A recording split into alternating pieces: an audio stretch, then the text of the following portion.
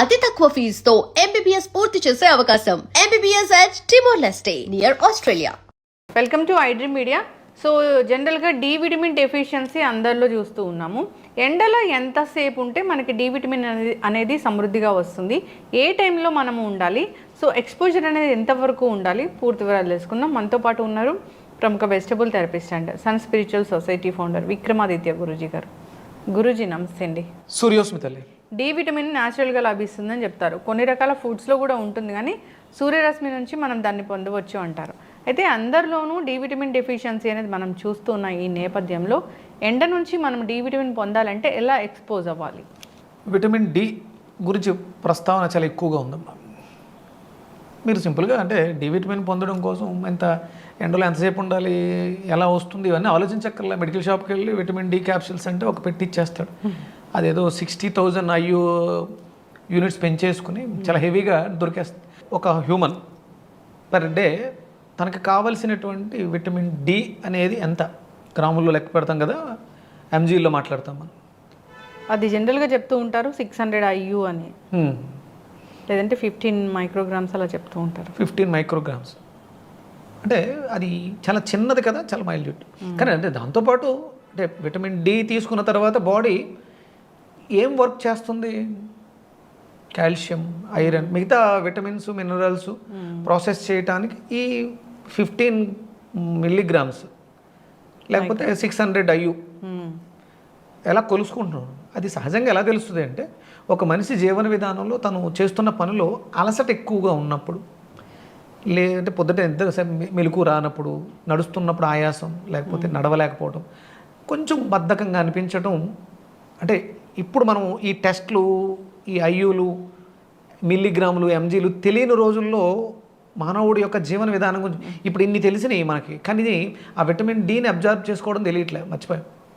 ఇవేమీ తెలియని రోజుల్లో అద్భుతమైనటువంటి పుష్కలమైనటువంటి ఆరోగ్యంతో, ఎముకల పటుత్వంతో, దూరాలు కిలోమీటర్ల నడకతో ఆరోగ్యంగా ఉన్నారు. ఇవేమీ తెలియదు. న్యూట్రిషన్ వాల్యూస్ గురించి తెలియదు. ఆకలేస్తే తినడం, నిద్ర వస్తే పడుకోవడం, ఓపిక ఉన్నంత వరకు శ్రమ చేయటం, అవన్నీ మానేసి ఇప్పుడు మనం అన్ని ప్రతిదీ కొలుసుకుంటున్నాం. దాంట్లోంచి బయటికి రావాలి. విటమిన్ డి మీకు పుష్కలంగా సూర్యుడి నుంచి దొరుకుతుంది. ఎప్పుడైతే మనం బయట నుంచి సప్లిమెంట్ ఇవ్వటం మొదలు పెడతామో శరీరం సోమరిపోతుగా తయారవుతుంది. సరే, ఇప్పుడు వాళ్ళ ఒంట్లో బాగాలేదు, నేను ఇంట్లో ఉన్నాను, బయటకు వెళ్ళలేను, ఇప్పుడు ఏదో ఇవాళ కోసం రేపటి కోసం చాలా తక్కువ కదా. ఇప్పుడు అంటే మార్కెట్లో చాలా హై పవర్లో దొరికేస్తున్నాయి. రోజుకి 25,000 30,000 అయ్యూలు వేసేస్తున్నారు. మీరు ఎంత చెప్పారు? 600. మరి మిగతాదంతా ఏమైపోతుంది? 10,000 వేసారనుకోండి, 1,000 కాదు, ఎక్కడ కనపట్ల, 600 కావాలి. మరి మిగతాదంతా ఏమవుతుంది? మన శరీరానికి తెలుసు, స్పృహ నాకు లేకపోయినా నా శరీరంలో ఉన్నటువంటి వాటికి తెలుసు, మీరు ఇచ్చిన దాన్ని దంచి చిత్తకొట్టి చెత్తపొట్ల వేస్తుంది, అది వాడుకోవట్లా. అంటే ఇవాళ కావాలి, ఇవాళ వేసాను, వేసుకున్నాను కదా, విటమిన్ డి పని చేసేస్తుంది అనుకుంటున్నాను, మరి రేపు మళ్ళీ వేస్తున్నాను. ఇలా వేస్తూ శరీరం రిసీవర్ని కోల్పోయింది. ఫస్ట్ విటమిన్ డి సూర్యుడి నుంచి వస్తున్న దాన్ని కోల్పోయాం. ఇక ఇలా ఇవ్వటం మొదలు పెడితే ఇక శరీరం ఏమవుతుంది?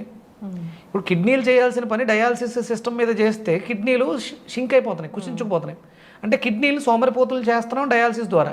విటమిన్ డి సప్లిమెంట్గా ఇవ్వడం ద్వారా ఏం చేస్తున్నాం? విటమిన్ సిని సప్లిమెంట్గా ఇవ్వడం ద్వారా ఏం చేస్తున్నాం? అంతే, సేమ్. ఇది మళ్ళీ మనం ఎక్కడికో వెళ్ళిపోతున్నాం. సహజ సిద్ధంగా మనిషి ఆరోగ్యకరంగా ఉండాలి అంటే శరీరానికి వ్యాయామం అవసరం. కదలిక ద్వారా చలనాన్ని తీసుకొచ్చి బయట ఉన్న శక్తిని శరీరం స్వీకరించేలా చేసుకోండి. అలాగే మనకి దొరికేటువంటి ఆహార పదార్థాల్లో ప్రతి దాంట్లోనూ కూడా విటమిన్ డి లేకపోతే కిరణజన్య సంయోగ క్రియ జరగదు. మనం తీసుకునే ఆకుకూరలు, కాయగూరలు, పళ్ళు పక్వానికి రావాలంటే పసుపు రంగులో ఉండే ప్రతి దాంట్లోనూ విటమిన్ డి పుష్కలంగా దొరుకుతుంది.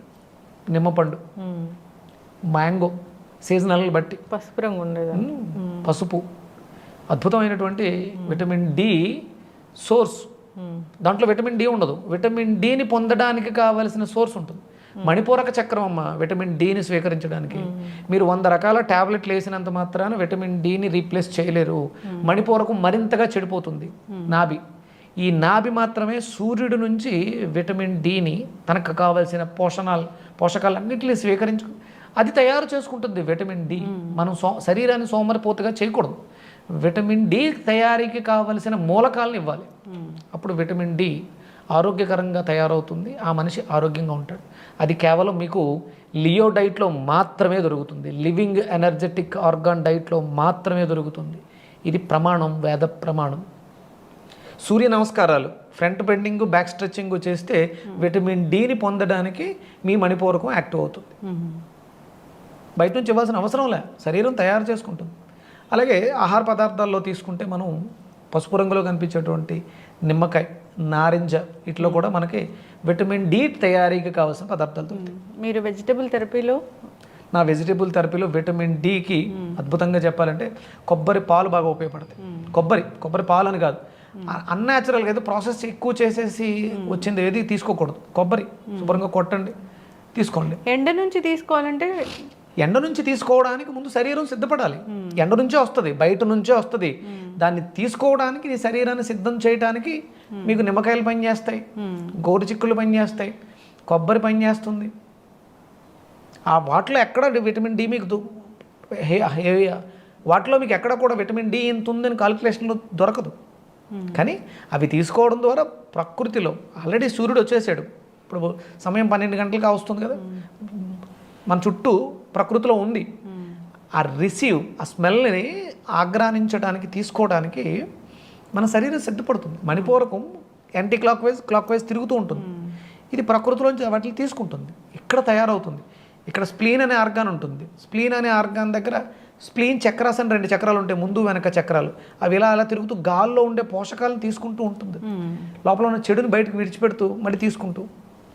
ఇది కేవలం ఒక భౌతిక దేహం ఒక్కటే కాదు, మన లోపల అద్భుతమైనటువంటి మెకానిజం బోల్డంతుంది.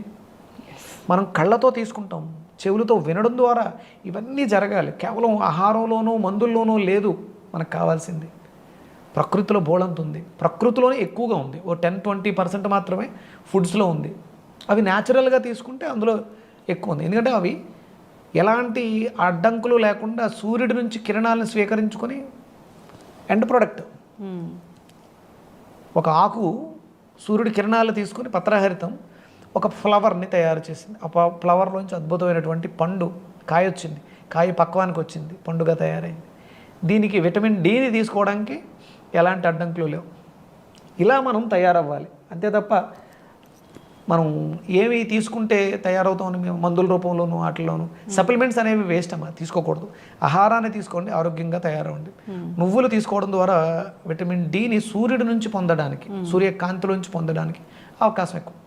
చేతగా వాళ్ళు కొంచెం మంచం మీద ఉన్నాం, నీరసంగా ఉన్నాం, బయటకు వెళ్ళడం కష్టం. అప్పుడు ఏదో కొంచెం డిపెండ్, అది కూడా చాలా తక్కువ పవర్లో తీసుకోవాలి.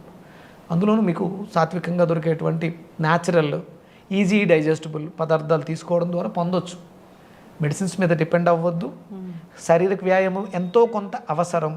శారీరక వ్యాయామం లేకుండా మీరు కూర్చుని ఉంటే స్థూలకాయంతో, మానసిక రోగంతో నలిగిపోతారు. ఎస్, చక్కగా చెప్పారు గురూజీ. సో ఏదైనా కానీ డి విటమిన్ పొందాలంటే శరీరం దానికి సిద్ధంగా ఉండాలి. ఎండ నుంచి పొందాలంటే దానికోసం మనం ఇలాంటి ఎల్లో కలర్ ఉన్న ఫ్రూట్స్ అనేవి తీసుకోవాలి. ఫుడ్స్ తీసుకోవాలి. మంచి గుమ్మడికాయ కూడా బాగా పనిచేస్తుంది, అండ్ లెమన్స్ బాగా పనిచేస్తాయి, మామిడికాయలు బాగా పనిచేస్తాయి, మామిడి పళ్ళు. సో ఇలాంటి హెల్తీ ఫుడ్స్ తీసుకోవాలని కోరుకుందాం. ఎండకి ఎక్స్పోజ్ అవ్వాలి. ఎక్స్పోజ్ అయ్యే టైం కూడా మీరు చెప్తూ ఉంటారు, సూర్యోదయ సమయంలో. అంటే అక్కడ మనకి పోషణ అనే కిరణాలు వస్తాయి, అవి పోషణ ఇస్తాయి. మన శరీరానికి కావాల్సిన అన్ని పోషకాలు ఆ సమయంలో ఉంటాయి. అంటే సుమారు 5:30 దగ్గర నుంచి 7 గంటల లోపు ఉండేటువంటి కిరణాలు పేర్లు పూషా కిరణాలు మాత్రమే మనకి ఆ పోషణ ఇస్తాయి. అలాగే ఆవు నెయ్యి మీకు ఏ రంగులో ఉంటుంది? ఎల్లో కలర్లో ఉంటుంది. అద్భుతమైనటువంటి పోషాకిరణాలు వాటిలో ఉంటాయి. స్వచ్ఛంగా మనకి అంటే విటమిన్ డిని పొందడానికి మన శరీరం సిద్ధంగా లేదు. ఒక స్పూన్ ఆవు నెయ్యి మనం తింటున్న ఇడ్లీలోను అన్నంలోనూ వేసుకొని తింటే శరీరం దానికి సిద్ధం అవుతుంది. ఇంకొకటి, ఈ మష్రూమ్స్ ఎండలో పెట్టి తీసుకోవడం వల్ల, లేకపోతే డ్రై మష్రూమ్స్ తీసుకోవడం వల్ల కూడా డి విటమిన్ వస్తుందని చెప్తూ ఉన్నారు. ఇంకా సప్లిమెంట్, మళ్ళీ సప్లిమెంట్, అది న్యాచురల్ కాదు. న్యాచురల్ ఏదైతే ఉందో దాన్ని మాత్రమే నేను ఎక్కువ మాట్లాడతాను. లియో డైట్ అంటే న్యాచురలే. అసహజ సిద్ధంగా ఉండేటువంటి దేన్ని, మెడిసిన్స్ని కానీ సప్లిమెంట్స్ని కానీ మనం ఎంకరేజ్ చేయం. ఫుడ్ వెజిటేబుల్స్ ద్వారా వచ్చిన ప్రతి పదార్థంలోనూ మీకు విటమిన్ డిని పొందడానికి కావలసిన సిస్టమ్ తయారవుతుంది. ఎస్, చక్కటి ఇన్ఫర్మేషన్ గురించి. సో డి విటమిన్ అనేది అందరికీ డెఫిషియన్సీ అనేది మనం చూస్తూ ఉన్నాము. న్యాచురల్గా పొందాలంటే దానికి శరీరం సిద్ధంగా ఉండాలని చెప్పారు. సో ఇలాంటి ఫుడ్స్ తీసుకోవాలి, మంచి పోషకాలు ఉన్న ఆహారం తీసుకోవాలి, ఎండకి ఎక్స్పోజ్ అయ్యేలా ఉండాలి. సో అందరు ఫాలో అవ్వాలని కోరుకున్నాం. ధన్యవాదాలు. సూర్యస్మతల్లి.